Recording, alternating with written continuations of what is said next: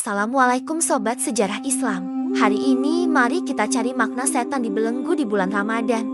Bulan Ramadan disebut sebagai bulan penuh berkah, di mana pintu surga dibuka, pintu neraka ditutup, dan setan dibelenggu. Tapi, jika setan benar-benar dibelenggu, mengapa masih ada orang yang berbuat dosa? Apakah mereka benar-benar terikat? Atau ada makna lain di baliknya? Di video ini, kita akan membahas makna sebenarnya dari setan dibelenggu menurut hadis Nabi, pandangan ulama, serta bagaimana Ramadan menjadi kesempatan terbaik untuk mengendalikan hawa nafsu dan memperbaiki diri. Simak sampai akhir ya guys, agar tidak salah paham.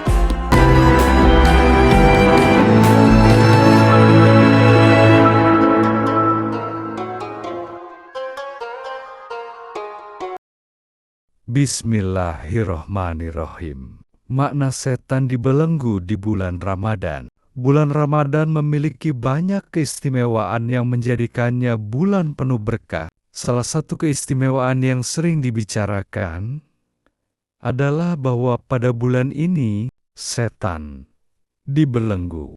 Pernyataan ini berasal dari hadis Nabi Muhammad yang diriwayatkan oleh Abu Hurairah. Apabila bulan Ramadan tiba, pintu-pintu surga dibuka, pintu-pintu neraka ditutup, dan setan-setan dibelenggu. Hadis riwayat Bukhari nomor 1899 dan Muslim nomor 1079. Hadis ini sering menimbulkan pertanyaan. Jika setan benar-benar dibelenggu, mengapa masih ada orang yang melakukan dosa dan maksiat di bulan Ramadan? Untuk memahami makna sebenarnya, mari kita bahas lebih dalam dan lebih rinci. Pertama, setan dibelenggu, tapi tidak hilang sepenuhnya. Banyak orang salah memahami hadis ini dengan mengira bahwa selama Ramadan tidak ada setan sama sekali. Padahal, yang dimaksud dengan setan dibelenggu bukan berarti mereka sepenuhnya lenyap atau tidak bisa menggoda manusia sama sekali. Perumpamaannya seperti seorang pencuri yang diikat tangannya. Dia memang tidak bisa bergerak sebebas biasanya, tetapi dia masih bisa berbicara, menghasut, atau memanfaatkan kelemahan orang lain untuk tetap melakukan kejahatan. Begitu juga dengan setan di bulan Ramadan. Mereka memang tidak sekuat biasanya, tetapi tetap ada celah untuk menggoda manusia, terutama mereka yang lemah imannya. Selain itu, ibadah puasa sendiri merupakan bentuk perlindungan bagi manusia dari gangguan setan. Ketika seseorang berpuasa dengan sungguh-sungguh, menahan hawa nafsu, dan memperbanyak ibadah, maka setan kehilangan kekuatannya dalam menggoda manusia. Namun, jika seseorang tidak menjaga puasanya dengan baik, maka ia tetap bisa terjerumus dalam dosa, meskipun setan dalam keadaan lemah. Kedua yang dibelenggu adalah setan-setan besar. Sebagian ulama menafsirkan bahwa yang dibelenggu di bulan Ramadan adalah setan-setan besar atau pemimpin jin yang biasanya memiliki kekuatan besar dalam menyesatkan manusia. Mereka adalah para setan yang tugasnya mengatur strategi besar untuk menjerumuskan manusia dalam dosa.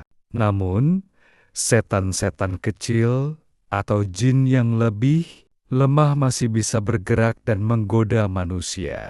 Mereka masih bisa membisikkan hal-hal buruk atau memanfaatkan kebiasaan buruk seseorang untuk membuatnya jatuh ke dalam dosa. Penjelasan ini juga bisa menjawab mengapa masih ada orang yang berbuat maksiat di bulan Ramadan. Bukan karena hadis ini salah, tetapi karena masih ada setan kecil yang tetap aktif, ditambah dengan kebiasaan buruk manusia itu sendiri yang belum berubah. Ketiga, nafsu manusia masih ada dan harus dikendalikan. Salah satu alasan utama mengapa masih ada orang yang melakukan dosa di bulan Ramadan, meskipun setan dibelenggu, adalah karena manusia memiliki hawa nafsu. Nafsu inilah yang seringkali menjadi penyebab utama seseorang berbuat maksiat, bahkan tanpa perlu digoda oleh setan.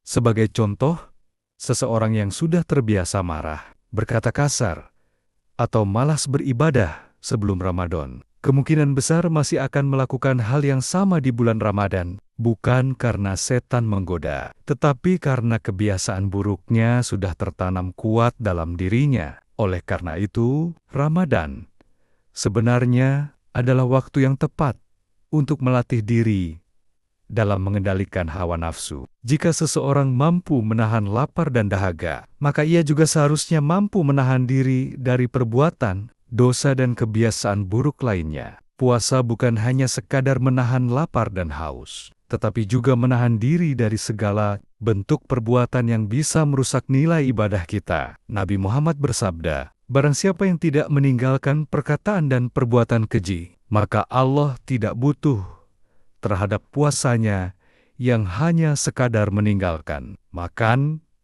dan minum." Hadis riwayat Bukhari nomor 6057. Ini menunjukkan bahwa hawa nafsu bisa menjadi penghalang utama dalam meraih kesempurnaan ibadah di bulan Ramadan. Jika kita tidak berusaha mengendalikan hawa nafsu, maka Ramadan berlalu tanpa membawa perubahan yang berarti dalam diri kita. Keempat, makna simbolis.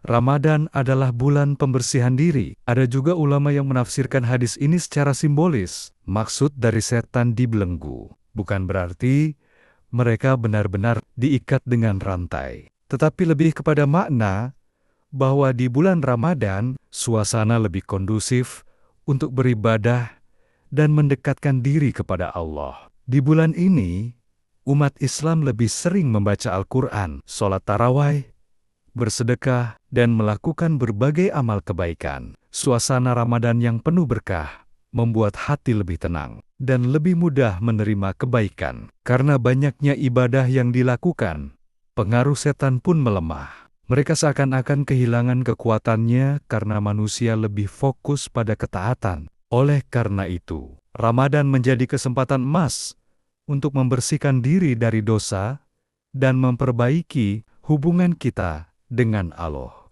Namun, jika seseorang tetap menghabiskan waktunya dengan hal-hal yang tidak bermanfaat, seperti menonton hiburan yang tidak baik, bergosip, atau bermalas-malasan dalam ibadah, maka ia tetap bisa terpengaruh oleh godaan setan. Kesimpulannya, Ramadan adalah kesempatan terbaik untuk mengalahkan setan dan hawa nafsu. Kita bisa menyimpulkan bahwa makna setan dibelenggu di bulan Ramadan memiliki beberapa aspek. Godaan setan menjadi lebih lemah, tetapi mereka tidak sepenuhnya hilang. Yang dibelenggu adalah setan besar, sementara setan kecil masih bisa menggoda manusia. Hawa nafsu tetap ada dan harus dikendalikan, karena ini adalah musuh terbesar dalam diri manusia. Ramadan memberikan suasana spiritual yang lebih kuat, sehingga manusia lebih mudah beribadah dan menjauhi maksiat. Jika seseorang tidak memanfaatkan Ramadan dengan baik, maka setan tetap bisa menemukan celah untuk menggoda mereka. Karena itu, Ramadan adalah waktu terbaik bagi kita untuk melawan hawa nafsu, memperbaiki diri, dan mendekatkan diri kepada Allah. Jangan sampai kita menyia-nyiakan kesempatan ini, karena kita tidak tahu apakah kita masih akan bertemu dengan Ramadan berikutnya. Semoga kita termasuk orang-orang yang bisa memanfaatkan Ramadan dengan sebaik-baiknya dan menjadi pribadi yang lebih baik setelahnya. Semoga apa yang telah kita pelajari hari ini dapat memberikan pemahaman yang lebih dalam tentang sejarah Islam dan menginspirasi kita untuk mengikuti jejak para sahabat dan pemimpin Islam yang telah berjuang demi agama ini. Untuk membantu channel ini berkembang, silakan like, comment, share, dan subscribe. Nyalakan tanda lonceng untuk mendapatkan sejarah, kisah penuh hikmah yang lainnya. Wassalamualaikum warahmatullahi wabarakatuh.